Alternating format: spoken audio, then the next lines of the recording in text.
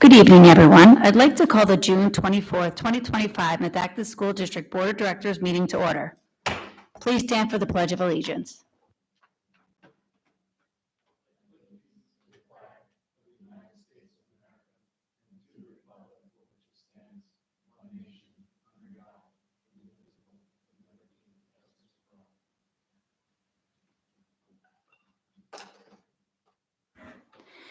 The public is hereby advised of the audio and video recording of this meeting for the purposes of rebroadcasting. All board members are present with the exception of Ms. Purdue, Ms. Thiel, and Ms. Shonda. Next, we will go to guest and scheduled speakers, Dr. Regina. Thank you, Madam President. This evening on your agenda, we do have two items that are going to be presented. We are actually going to be presenting them in reverse order, starting with Dr. Sorgini with the master plan, and then moving into Schrader Group and CHA with the high school renovations. And I think you guys are just going to go one succession right after the other, correct? Yes, we are. Perfect. And then we can ask questions at the end of all the presentations. So go ahead, Dr. Sorgini. Thank you, Dr. Regina, and good evening, members of the board. Tonight, I will be presenting information regarding the draft 3-year capital improvement plan together with David Schrader and Devin Bradbury from Schrader Group Architects and Josh Grice from the district's owner's representative, CHA, who will present a brief update on the status of the high school project. Importantly, the draft 3-year capital improvement plan for 2026 through 2028 that I will share has been developed with the full understanding that a significant high school construction project will be occurring concurrently. This plan reflects a careful and coordinated approach that ensures the district can support essential infrastructure and facilities upgrades across all of our schools without disrupting and compromising the investment and focus that is required for the high school project. This capital plan was previously shared with the Finance Committee for review and discussion, and it outlines a strategic series of building upgrades and infrastructure improvements across the district. These projects are designed to support the safe and effective operation of our schools while maintaining the long-term integrity of our facilities. So behind you, you can see that information, and here is a high-level overview of the proposed work over the period of 2026 through 2028. At Eagleville Elementary School, there are 3 projects. The first project is an asphalt seal coat and crack seal project of the parking lots and drive lanes at an estimated cost of $172,396. This project appeared on the original 13-year master facilities plan, but has been moved from 2028 to 2027 with an associated cost de-escalation by 3%. Also, based on feedback on a similar project taking place this summer on the Arcola Skyview campus, the approach changed from microsurfacing to seal coating. There are 2 other projects at Eagleville, the replacement of the chiller and replacement of the generator. Both of these projects appeared in the Bureau Veritas report with recommendations for replacement by 2027. The chiller replacement cost is estimated at $943,320, which is based on the cost that the district experienced with the chiller replacement project that is taking place this summer at Worcester Elementary, with a cost escalation included. The generator replacement is estimated at $163,909, and that is based on comparable bids from other elementary schools in the surrounding area. There is 1 project at Woodland Elementary. Similar to Eagleville, it is also an asphalt mill and overlay project for parking lots and drive lanes, this time estimated at a cost of $579,251.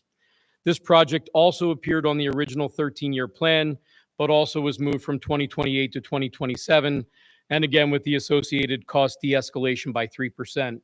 And I would mention that we are hoping for economies of scale with the Eagleville project, the Woodland project, and also a similar project at Worcester that I'll describe in just a moment. At Worcester Elementary, again, there is a similar asphalt seal coat and crack seal that is similar to Eagleville and Woodland, this one at an estimated $217,219. Additionally, there is a roof replacement and minor brick veneer repairs project at an estimated cost of $1,680,994. This project was on the 13-year plan and has been reviewed at the property committee, and the Sobek roofing design proposal was already approved by the Board of School Directors. The Skyview Arcola complex is slated for 2 projects. The first is the replacement of what is referred to as the Skyola section of roofing. This is a portion of the building that was originally part of Arcola, but repurposed to be part of Skyview at the time that Skyview was constructed.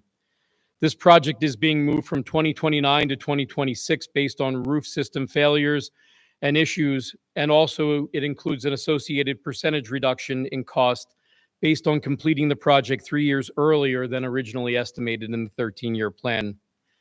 Additionally, at Arcola, the district is anticipating a facade repair project that has been mentioned briefly in passing at the property committee that is estimated at $2,060,000.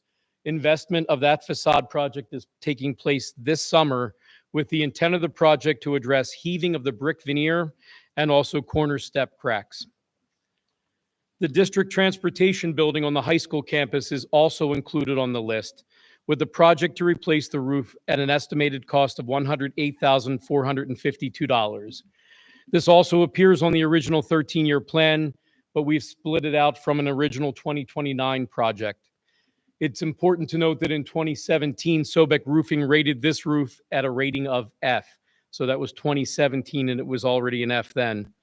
This project, however, will require a structural engineering survey because of the anticipated EPDM over metal construction.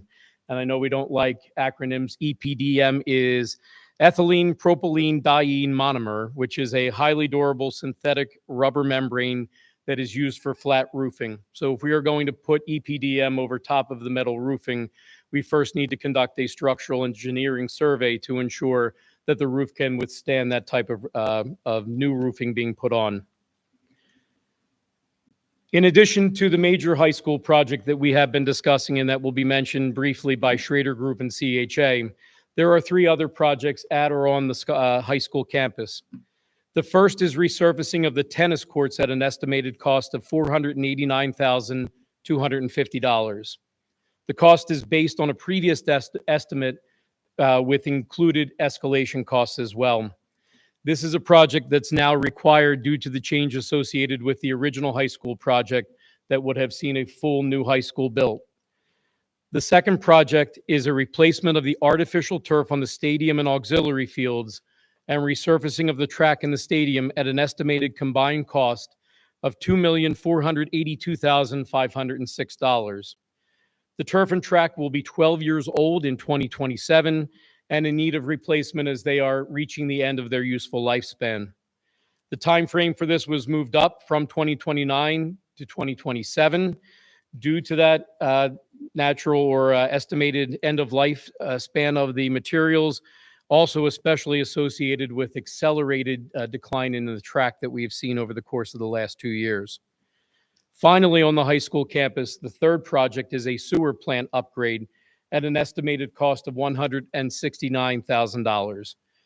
If you recall, a public connection was discussed as a component of the high school project originally, but without that public connection being part of the project moving forward, the district will need to address improvements to the existing system. A meeting this summer with M&B Environmental is scheduled, and if you may recall, they are the third-party company with whom the district partners to operate that sewer treatment plant here on the high school campus. That will allow us to better define the scope of the sewer treatment plant project. Finally, there are 2 district-wide projects on the plan.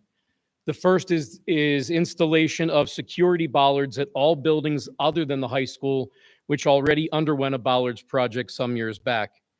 An engineering survey in conjunction with CHA, the district's owner's representative, has been completed, and we estimate that the project cost for the other buildings for bollards will be $515,000 overall. A second project that will involve 4 buildings, Eagleville, Worcester, Arcola, and the high school, is associated with upgrades to the building elevators at an estimated cost of $675,305. This project was moved from 2027 on the original plan to 2028 on the 3-year plan. So the total projected cost of these projects cumulatively over those 3 years is $11,060,002, broken down over 3 years at, in 2026, $5,548,644, in 2027, $4,394,692, and in 2028, $1,116,668 for that just over $11 million total. To support these initiatives and in connection with the ongoing high school work, Dr. Zerbe will present a proposed borrowing component of $15 million to the Board of School Directors for consideration in July. This borrowing would help fund both the high school project and the capital plan that's been presented here, enabling the district to move forward in a financially responsible and yet proactive manner. At this time, I'd like to turn the presentation over to Devin Bradbury and David Schrader from Schrader Group Architects, along with Josh Grice from CHA, our owner's representative, who will provide a brief update on the status of the high school campus project. Thank you. Thank you, Dr. Sorgini.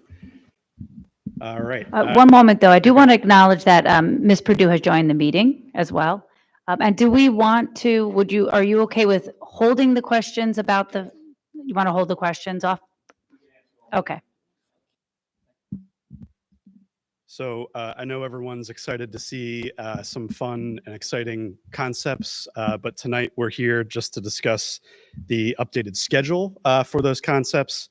As everyone knows, we've been hired to perform a feasibility study for the high school renovations and additions. We've been underway for about 2 months and have started to model the existing buildings or the existing high school, start to do the assessments of all the high school, and have been meeting every 2 weeks with the administration to decide on what the priorities for the district would be for this next step in the process. So you'll see in front of you and on the screen here the upcoming dates. All of the yellow dates are board decisions or board updates, and all of the white text are regular meetings that we're having in between those meetings. So our next step is to continue to develop our concepts. And we're meeting in the next 2 weeks, including tomorrow. And then we're hoping to have another board update in July. There has been a lot of assessment around the pool currently. So we're hoping to have a further discussion about the pool and potential impacts to the high school project at the next board meeting on the 22nd of July.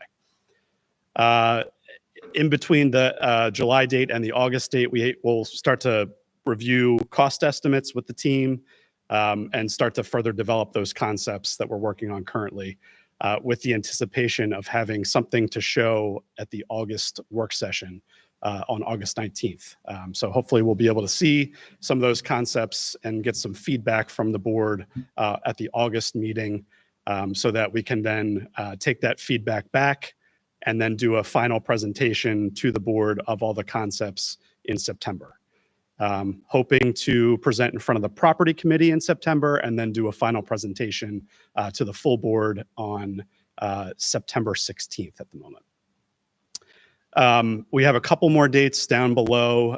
There's hopefully a decision to be made on the pool that would be in September during the voting meeting. And then we'll give you a full month to really take in all of the presentations on the high school and hopefully have some sort of verdict on the high school renovation project in October. So nice and quick. There's probably some questions, and I'll open it up to questions from all of us. Thank you, gentlemen. Are there any questions from the board? All right, Mr. Winters. Yep. Thank you, guys.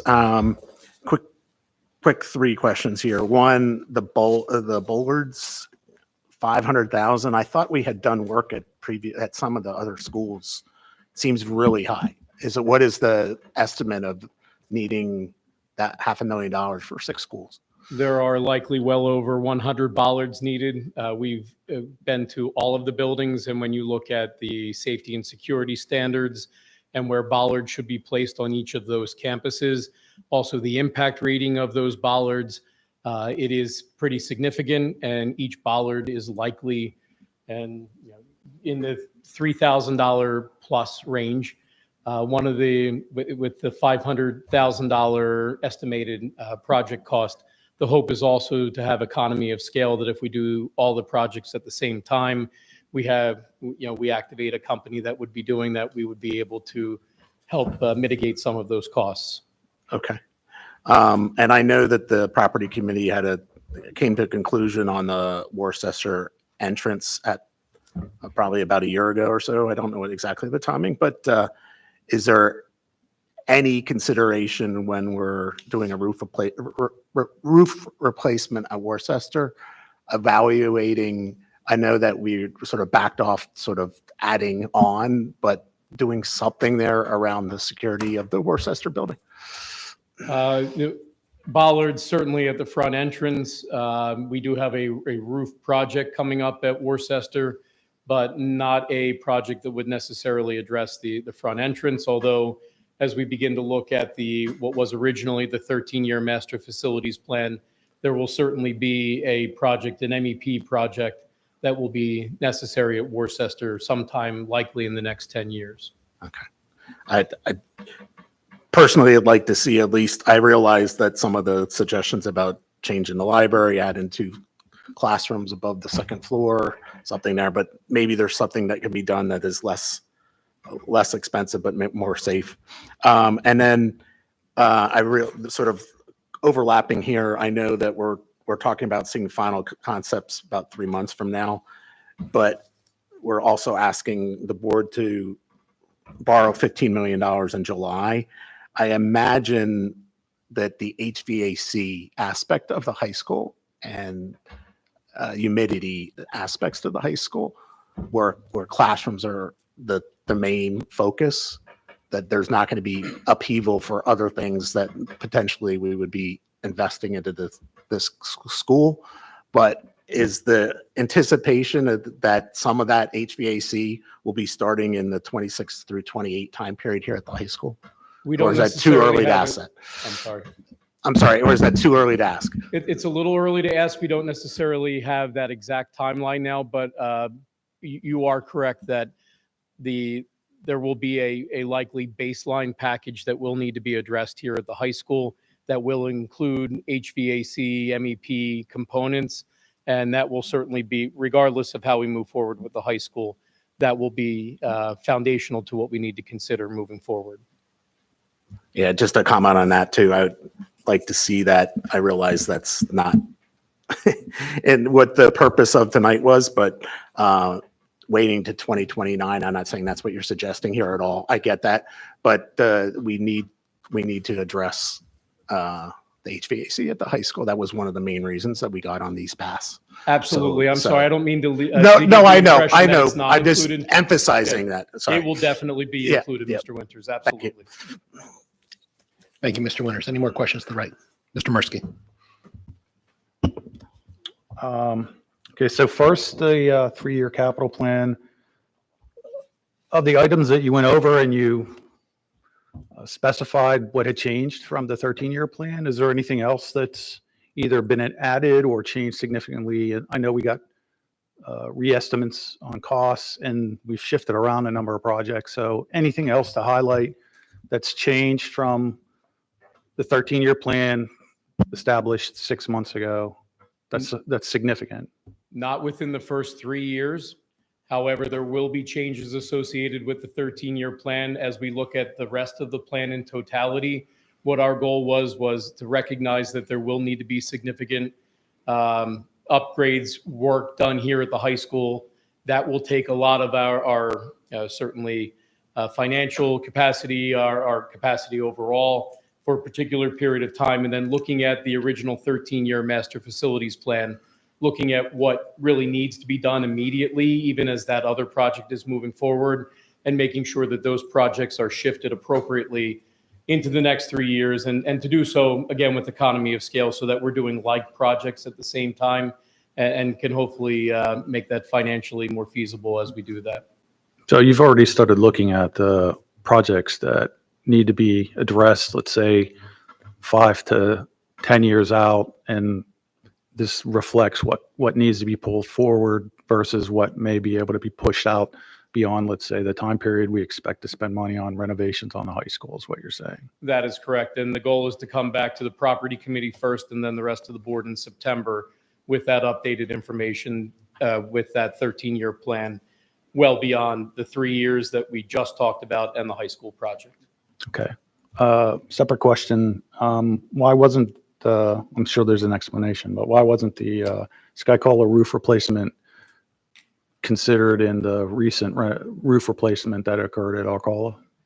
We did the Arcola roof replacement first. The intent was to do Skyola at some point down the road. As we've begun to further look at it with Sobek, who is our roofing contractor, we've identified that portion of the roof has degraded further, and that should be moved up further into the plan now. Okay. I think the rest of my questions pertain more to the high school project. Maybe a first, possibly a stupid question I should know the answer. What members or who are the members on the team that's referred to in this consultation with the high school? In white on your chart or in light print? Yeah, so it's our team, Schrader Group, CHA. We have several engineers that are working with us, so T&M Associates, Snyder Hoffman Associates, and then several members of the administration. So members of administration. Yes. Okay. I don't know if you- That's specific enough for me for right now. Based on this timetable, what's your go to bid plan and construction start date plan based on this timetable? So I don't know, Josh, if you want to weigh in on this, but we need to get through the feasibility study and have a concept agreed upon by the end of October here, and then we can start that process. I don't know if we have a further date of a potential. So another 12 months, basically, of design, plan development, and looking ahead into, that would be 27, basically breaking ground. 27. Right. It really is. So do you think you can put out the bid before the end of 26, or are you probably looking at early 27 and then construction in I would say 27? probably early 27 with the intent, as soon as the Yeah. spring breaks, we can, Okay. depending on what might impact students and curriculum, if we can start exterior work ahead of time, we can start that in 27. Okay. It's highly dependent on the options that are chosen. So Understood. yeah, the land totally- development part is the long lead process. So that's the 12 months that Yeah. is recognizing here. I didn't want to make assumptions. I wanted, based on this plan, to hear you say what you're thinking right now based on this. I mean, that's all critical to what we decide, and also making decisions at key times, right? Like, So just a couple other just quick clarifications. You guys remember the fun exercise we did a few months ago with the priorities, Mhm. the active voting that you guys did. So obviously that is the focal point of the options that are being under consideration at this point. We want to make sure that we're addressing those top tier priorities as part of the concepts. Also, with budget in mind, we're trying to make sure that those concepts are going to be within the established budget. The other thing I just wanted to hit is you see reference to the pool a couple times up there. What we think is that we have an opportunity to, with a new natatorium facility, to facilitate the renovation process by having some swing space and getting that program out of the existing location here. That could really break free some educational space. The sooner that we can get out of that existing space, the better to help the renovation. So that's why you kind of see that pool topic come up a few times. What we'd like to do is potentially look at an earlier phase for a pool construction, which again would help once we get into renovation. We're not there yet. We don't have the entire plan developed, but just some ideas that we're thinking about is if the district really is looking for a new natatorium facility as part of a top tier priority, can we look at maybe tackling that as an initial phase to help with the renovation? So nothing that we need concrete discussion, determination on tonight. Obviously, you see it coming down the road, but just to kind of give you a feel for what we're thinking, how that might help the construction process. so I mean, what I hear you saying is that your thinking is that the decision we make on the pool will greatly influence what options you can include in the concept for other facilities, and that's why it's an earlier decision point. It definitely Because could. if we just renovate in place, don't move it, then that doesn't free up the space. That limits what other things can be done that are on the list. Yes, Correct? That's what you're saying. That's correct. So, okay. I think that's all my questions. Thank you. Thank you, Mr. Mirsky. Any other questions to the right? Ms. Graff? Yeah, so thank you for this information. And Dr. Sorgini, I appreciate the correction to the sewer treatment plant costs because I saw the difference this time from what we saw before. Related to the high school, so I appreciate the response on the board vote on the pool because that was going to be my question. My follow-up to your discussion of that is if potentially removing the pool and constructing it as a separate standalone space or a separate space from the existing building would be a potential project to take on out of sequence, as an initial phase of the project. Is the decision to remove the pool and construct it somewhere else potentially hindering the concept design? Because right now you're doing concept designs.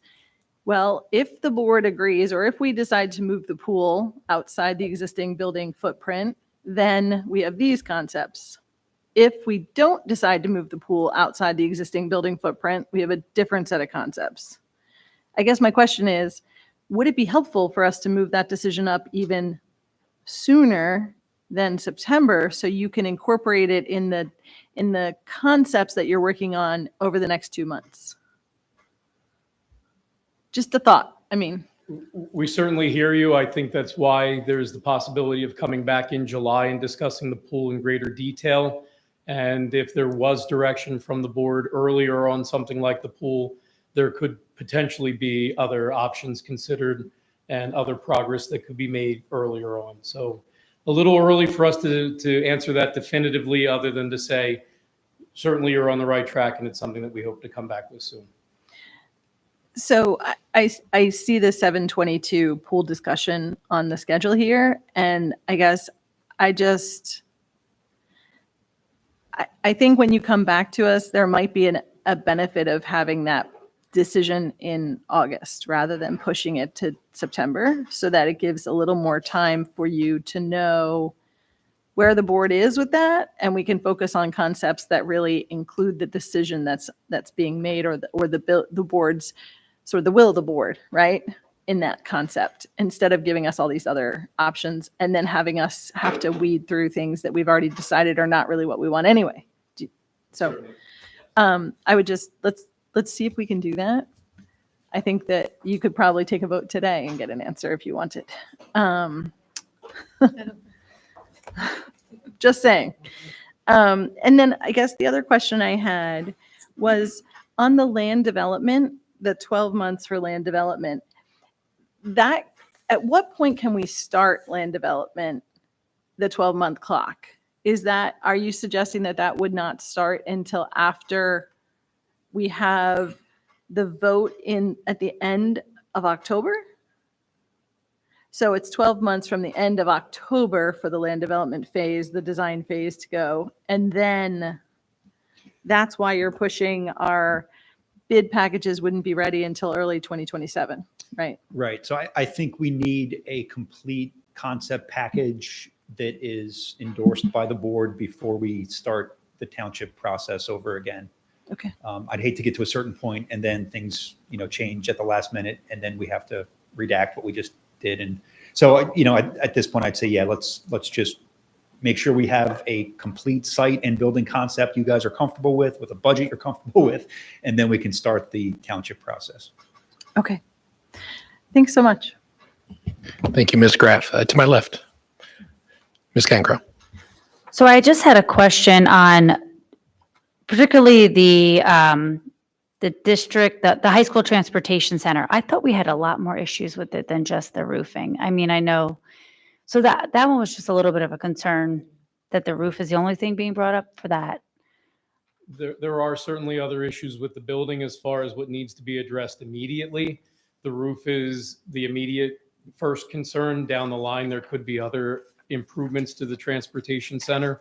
So that is possible. But as far as the first initial 3 years of this plan, that's something that needs to be addressed immediately. Okay, so I definitely want to look at that 13-year plan I just know that's not in the greatest condition, that transportation site, so Certainly. and then I do think when I look at that, if I were to improve in a certain area, like the transportation site, I would forego the bollards and get a better transportation site. So I just feel like there is definitely some opportunity for more discussion in our committee meeting. Certainly understand. There are also, without divulging too much information in a public setting, there are things that propel us towards certain projects like a bollards project. I would just remind the board that we completed the risk and vulnerability study, and those are included in there. Okay. And then the other thing too, Woodland, I do want to just make sure also with Woodland, just looking at that in our committee meeting as well, because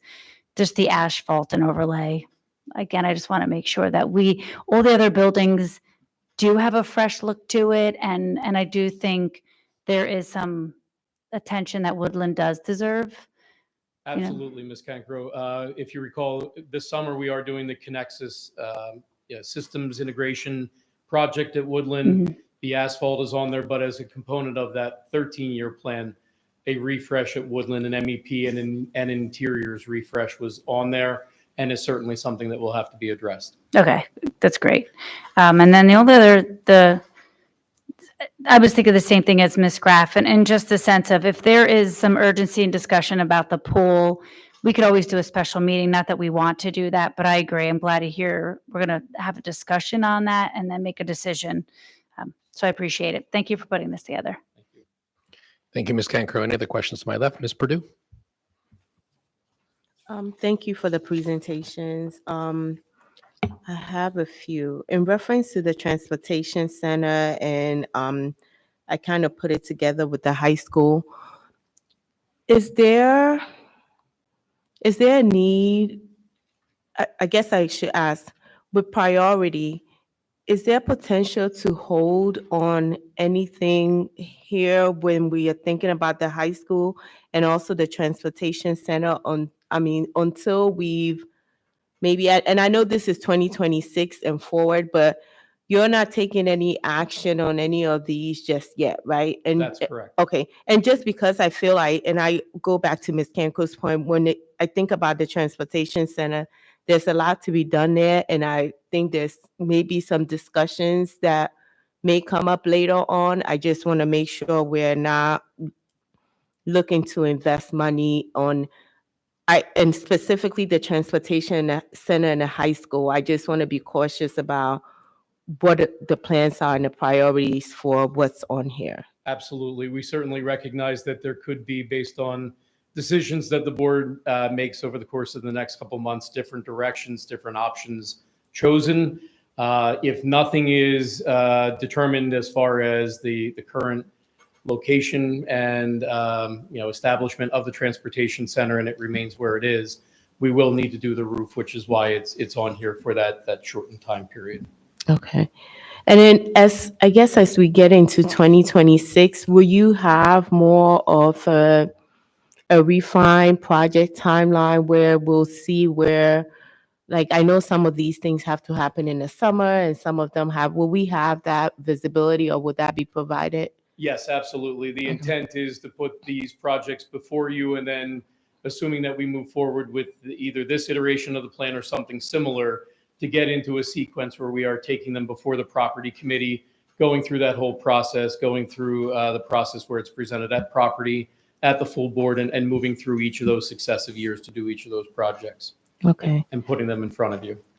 In reference to the tennis court resurfacing, what was the last? Was it Arcola Skyview campus tennis course that we did last? Yes, ma'am. When was that? That was just Just last year. Okay, that's why I feel like we had conversations about it. Okay, and then I had also, when we are thinking about the capital project, do we allocate a certain amount of money to the capital projects in general for like on a yearly basis?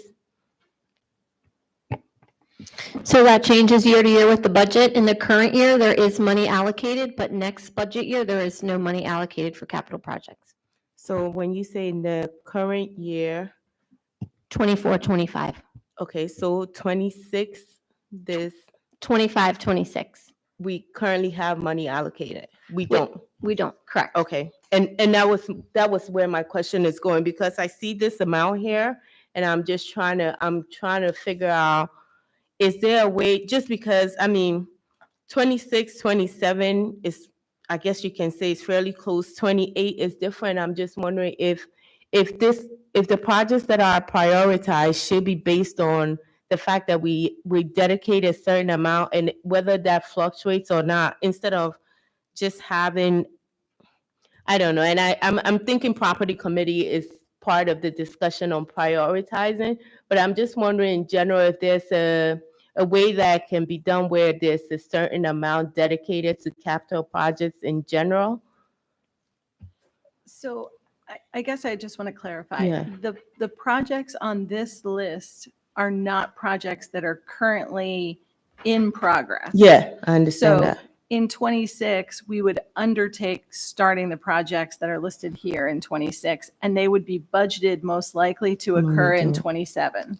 So the ones that are happening, that it will happen in the 26 year, have already been included in the budget. Things like the paving at Arcola Arcola is campus, yeah. included in the budget. Mhm. So we only include in the budget the projects that we planned for that year. Mhm. And so they get a real number with a real hard number with a cost estimate that's generated by getting a bid.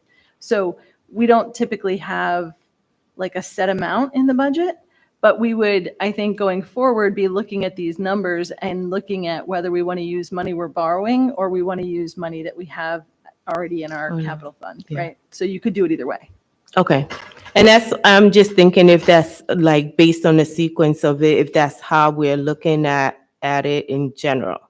So, and then I think everything else was fine. I think some of it was already discussed, but, I will go back to the high school, one. And I also agree. I think if there's, and I had a question on, the sequence of, the schedule or upcoming meetings and votes.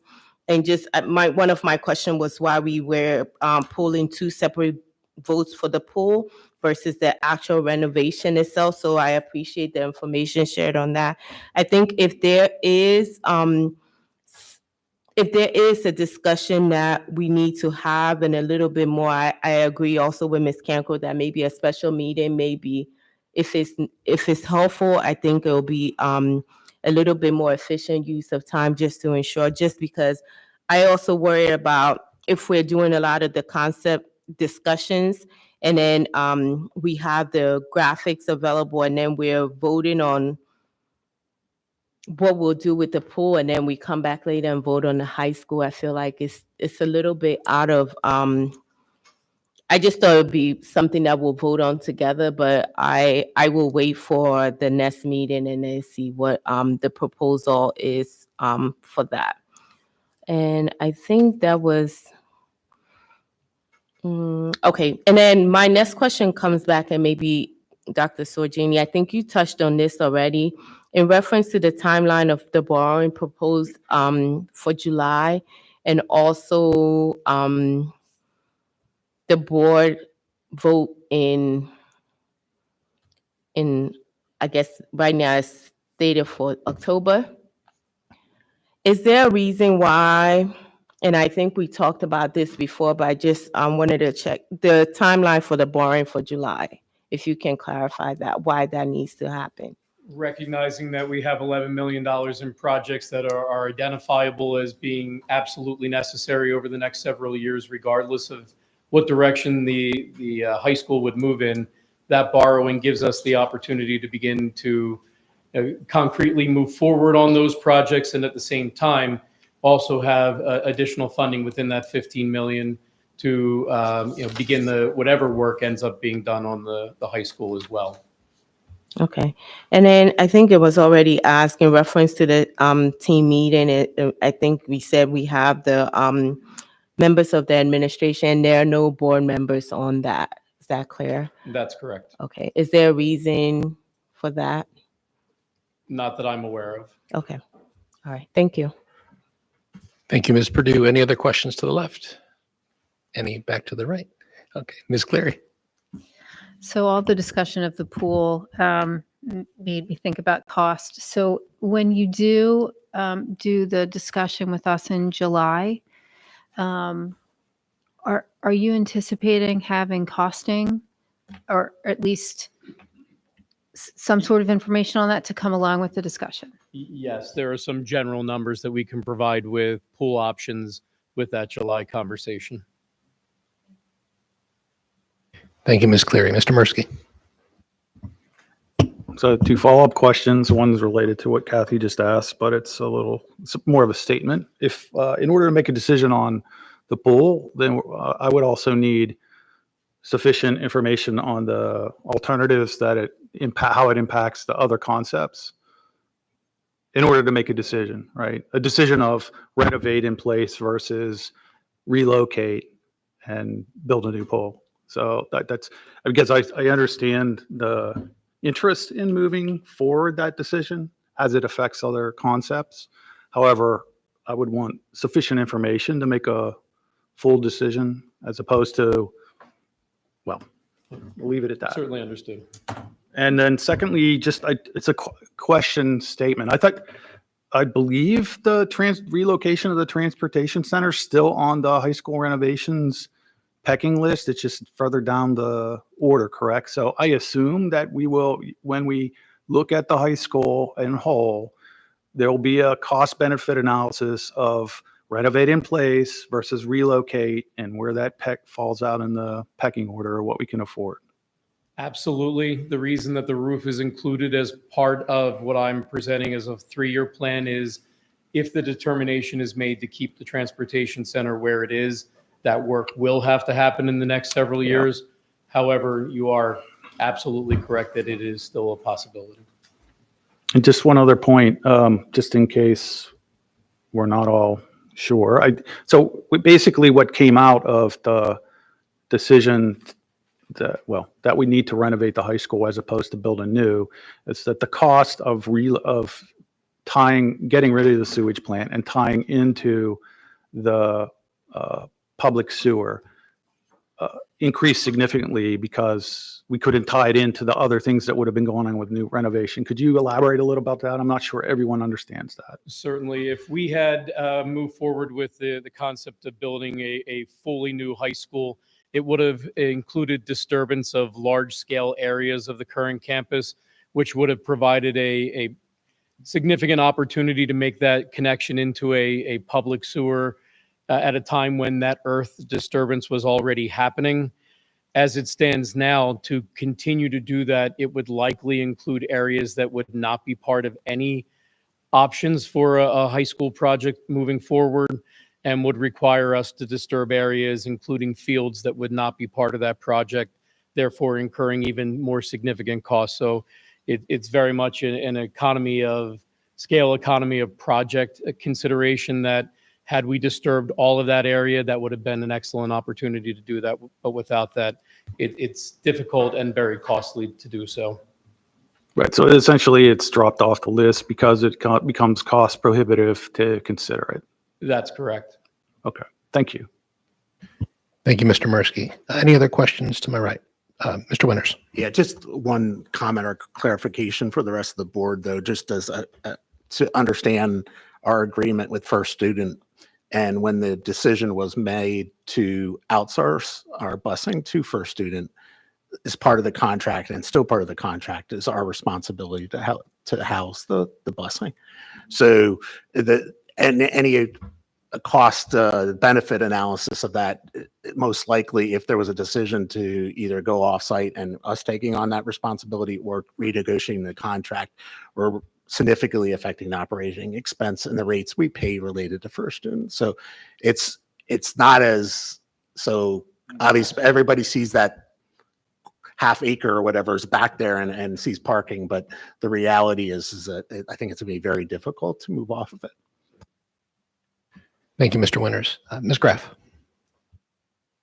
Yeah, I just wanted to clarify, in September, when you bring concepts to us, you'll be also providing us with estimates on cost of those concepts.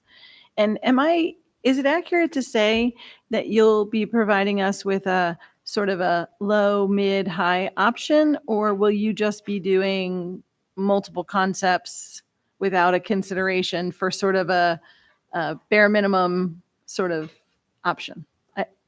Does that make sense?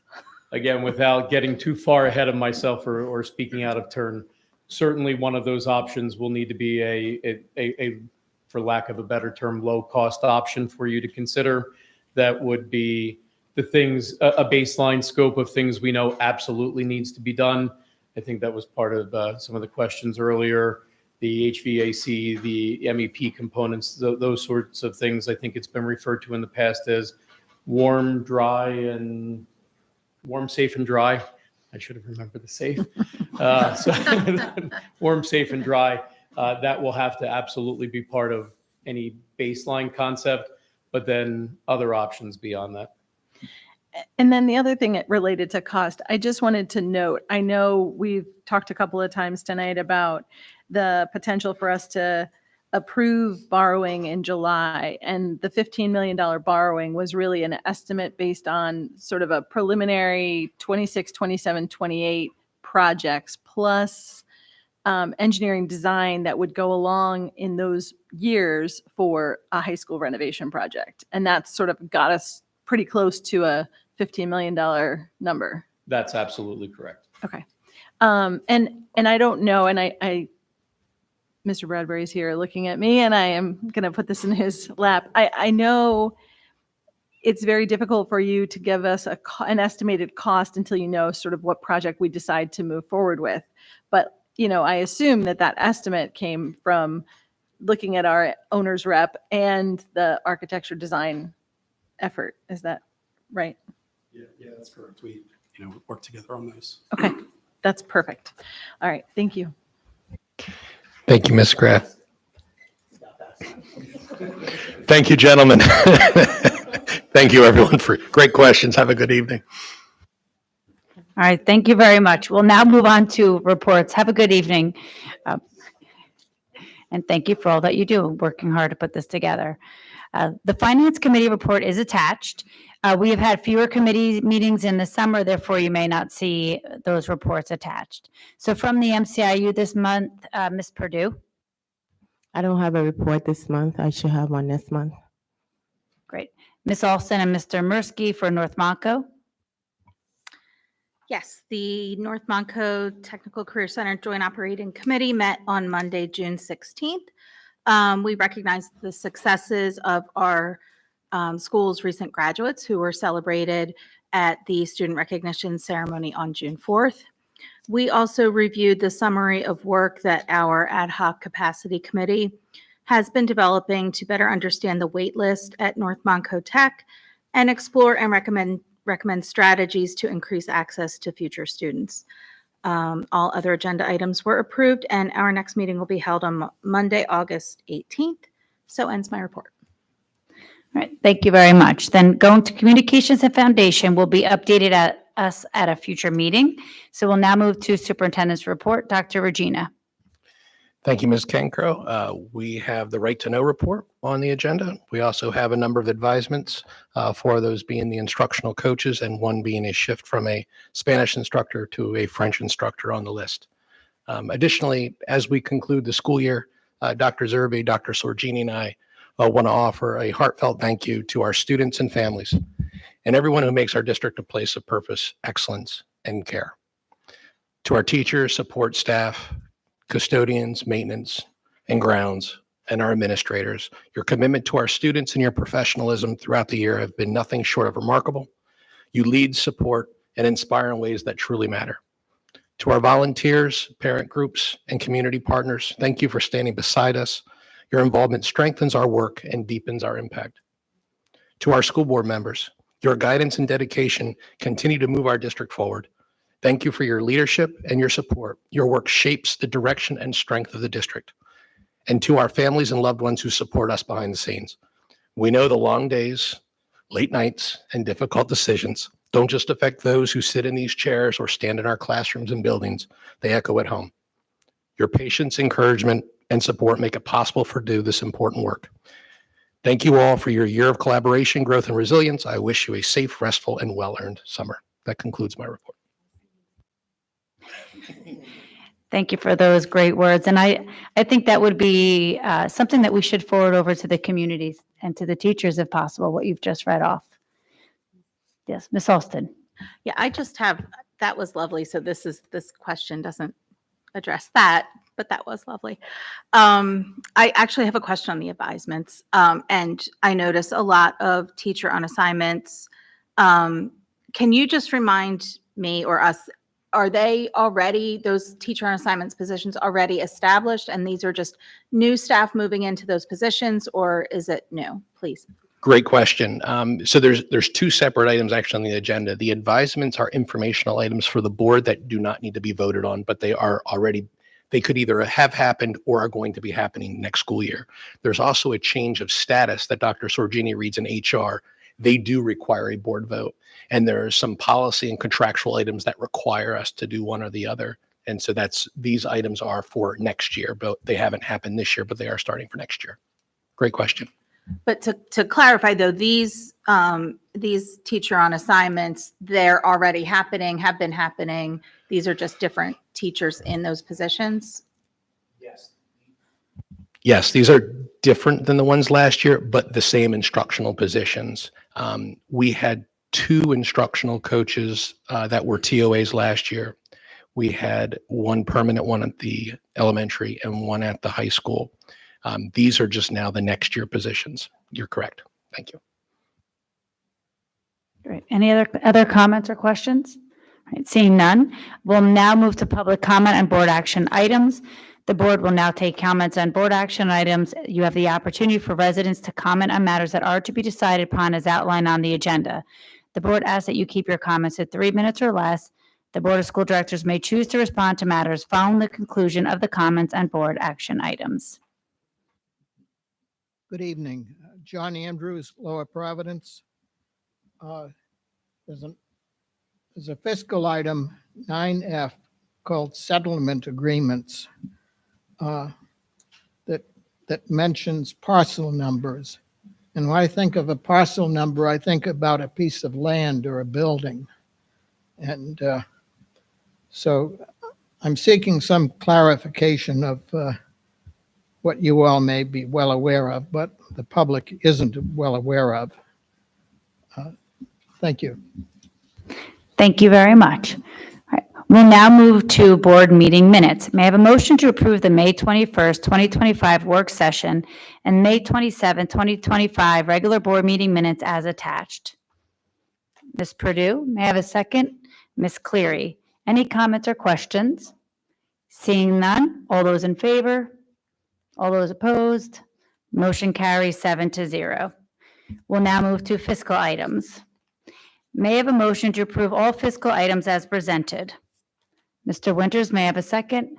Ms. Cleary, any comments or questions? Mr. Winters.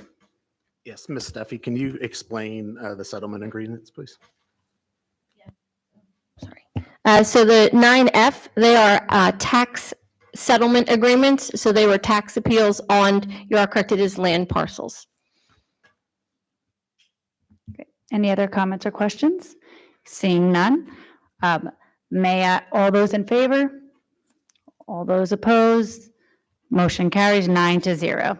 Great. We'll now move to personnel. Sorry. Oh, I'm sorry, 7-0. Thank you for your correction, Mr. Andrews. Very good. I appreciate that. Now I will move to personnel items.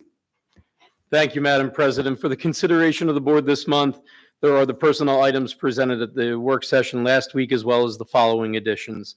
1 resignation professional, Maureen Stanko, part-time reading specialist at Eagleville, resignation for retirement after 35 years of dedicated service to the students and families of Methacton.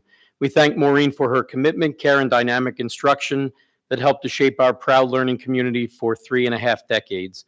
The Methacton family wishes her well in her much-deserved retirement. There is one resignation classified, Janet Hahn, custodian at Arcola, also a resignation for retirement after 28 years of dedicated service to the Methacton community. We thank Janet for her exceptional commitment to keeping our buildings clean and safe for our students, staff, and visitors. The Methacton family also wishes her all the best in her much-deserved retirement. There is one employment professional, Moy Johnson, staff nurse floating. We welcome Moy to the Methacton family. And one change of status classified, Laura Lopez, from secretary to the guidance office at the high school to secretary for central registration at Farina. We thank Lucy for taking on this important role in the district. Thank you. Thank you. May I have a motion? Does anyone want to take any of these separately? Ms. Purdue? Can I request to have 10F1 separate? 10F1. Do I have any others that would like to be taken separately? All right. Seeing none, may I have a motion to approve all personnel items with the exception of 10F1 as presented? Ms. Alston, may I have a second? Ms. Graff? Any comments or questions? All right, seeing none, all those in favor? All those opposed? Motion carries 7-0. Thank you. May I have a motion to approve and personnel items 10F1? Mr. Winters, may I have a second? Ms. Cleary, any comments or questions? Okay. Seeing none, all those in favor? All those opposed? Motion carries 6-1. We'll now move on to curriculum and programs. Thank you, Ms. Cancro. We have a few additional items on the board agenda for this evening under curriculum programs. The first is 11B, to approve the educational services agreement and terms for student 220232 with special language and terms of the agreement drafted by the district solicitor. Item 2, approve the educational services agreement and terms for student 271585 with special language and terms of the agreement drafted by the district solicitor. 3, approve the educational service agreement and terms for student 220449 with special language and terms of the agreement drafted by the district solicitor. Item 4, approve the educational service agreement and terms for student 341307 with special language and terms of the agreement drafted by the district solicitor. And item 5, approve the educational service agreement and terms for student 230663 with special language and terms of the agreement drafted by the district solicitor. We also have 11C, approve the agreement with Callow, Change Academy, Lake of the Ozarks, Bakersfield, CA, as per the hearing officer order for student ID 290022, as prepared by the solicitor. You'll also see items for the professional development plan under Act 48. As part of the professional development plan for the comprehensive plan that we look at, you do need to be able to vote and appoint on the individuals that are participating in the plan. That's why you see them listed on the agenda this evening. And that concludes the curriculum report. Okay. Thank you very much. May I have a motion to approve all items listed under curriculum and programs as presented? Ms. Cleary, may I have a second? Ms. Graff, any comments or questions? Yes, Ms. Alston? Yeah, just could, for the public's information, go over the professional development, the Act 48, what these individuals are doing for the district. Yes, we engage a number of different stakeholders in the comprehensive plan, and this is specific on the professional development plan. Things we get feedback about how we're doing as a school district, how our teachers and administrators are doing, things that we can do to improve the classroom, and a lot of the trainings that we provide. And so that's what we get from the PD plan. Thank you. Ms. Purdue?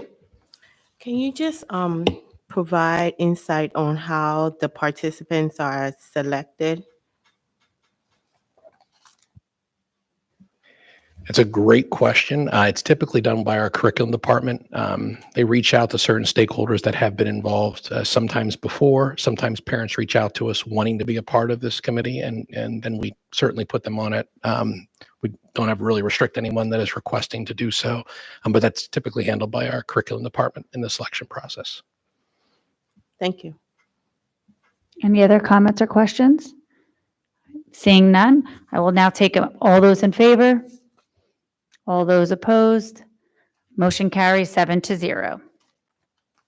Now moving on to policy. Thank you, Ms. Cancro. This evening, we do have a number of items listed for second read. There's been no changes from last month's agenda. Thank you. Great. May I have a motion to approve all policies listed under second read as presented? Ms. Alston, may I have a second? Ms. Purdue, any comments or questions? Seeing none, all those in favor? All those opposed? Motion carries 7-0. We'll now move on to other. Thank you, Ms. Cancro. Under 13A, we have two gifts and donation approvals to approve the generous gift to Woodland Elementary on behalf of Angela Pushman from State Farm and State Farm Companies Foundation matching program in the amount of $115. And number two, approve the generous gift from the Arrowhead Home and School through fundraising efforts towards the fourth grade class gift to purchase a picnic table in the amount of $1,727.10. We have one driver that we're looking to approve, Mahad Wasim, and a contractual agreement to approve the agreement with Central Behavioral Health of Norristown for therapist services in the district's REACH program for an amount of $475,000 for the 25-26 school year. Thank you. Thank you. May I have a motion to approve all items listed under other as presented? Ms. Cleary, may I have a second? Mr. Winters, any comments or questions? Yes, Ms. Cleary. Just real quick, I'd be remiss if I didn't thank the Arrowhead Home and School for the picnic table. I can tell you that since my children went there and I was on home and school there, we're talking over 15 years ago, they have wanted a picnic table. So I know that Dr. Roberts is probably ecstatic, so I just wanted to say congratulations. Thank you very much. Any other comments or questions? Seeing none, all those in favor? All those opposed? Motion carries 7-0. For dates of board member calendars, the upcoming board member calendars are listed on the agenda and also on the Methacton website. Do we have anything for old or new business? Yes, Ms. Alston. Yeah, thank you. I ordered from PSBA and gave to everybody the State of Education 2025. And just of note in there are some of the charts that show, beginning at page 12, there's charts that show proficiency gaps that persist between high and low poverty districts. And then beginning on page 23 is a section of financial challenges facing districts, including the fact that costs of charter school tuition payments leads as top budget pressure for the 6th year in a row, and that mandated expenses are outpacing state revenue increases. Thank you for that. I appreciate you pointing that out. Any other comments or questions on that? The only thing I wanted to add is, Dr. Sorgini, I know with the coaches and activities, you're going to be providing us updates at each of our board members. I don't know, meetings, do you have any updates on how it is going? We are currently working through the process. I'm in coordination with Taylor Parker, our Director of Athletics and Activities. She's in the process of conducting interviews, and our hope is in each successive month to have more people on the agenda for you. Okay, thank you. Yeah, I think in July, it'll be really crucial for whatever other additional things that we could do to support you in that. That'd be great. Right. We'll now move to courtesy of the floor. The Board of School Directors will now provide an opportunity for residents to make comments on matters that are or may be before the board. The board asks you to keep your comments at 3 minutes or less, and the Board of School Directors may choose to respond to matters following the conclusion of the comment. You can also submit questions via email to information@methacton.org. John Andrews, Lower Providence. On this evening's agenda, there's an item 13C, transportation. You approved an additional driver for the transportation employee roster for the 2023-2024 school year. So are those dates correct? No, good catch, Mr. Andrews. We'll make that Thank you. correction. Regarding the pool at the existing pool at the high school,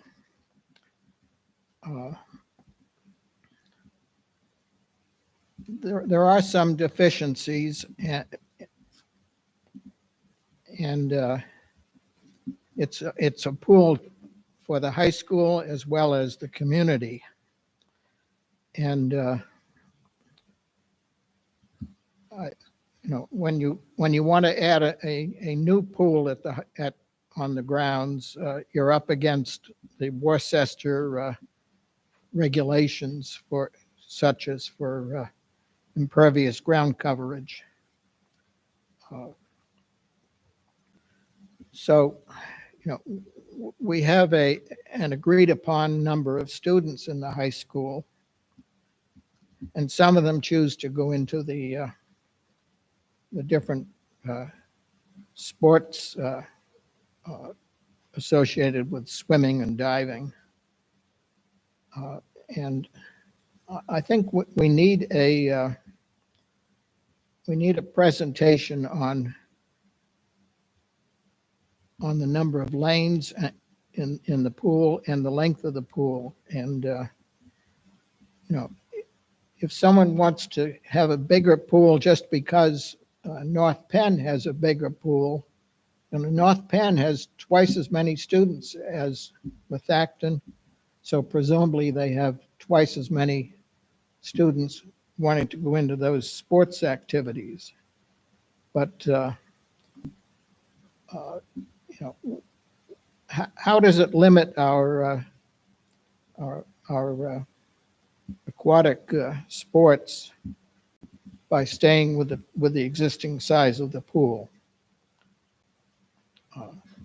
And then with regard to $500,000 for bollards and a cost estimate of $3,000 a bollard, I presume these bollards are required just for building protection against someone who wants to drive a vehicle into the building. And Thank you very much. I'm sorry. lots of places where there are ballads. I don't think they need to be beautiful. And, maybe $1,000 a ballad is realistic versus $3,000. That's my own guessing. All right, thank you, Mr. Andrews. I appreciate it. Any comments or questions at this time? Just one, if I could, had a chance to talk with our solicitor, Mr. Summers, about the item. I appreciate Mr. Andrews bringing that to our attention. We will reflect that in the minutes. It will not need to be revoted on. Thank you. Any other comments or questions? Seeing none, may I have a motion to adjourn the meeting? Mrs. Olson, may I have a second? Ms. Purdue? Meeting is adjourned. Have a good evening, everyone.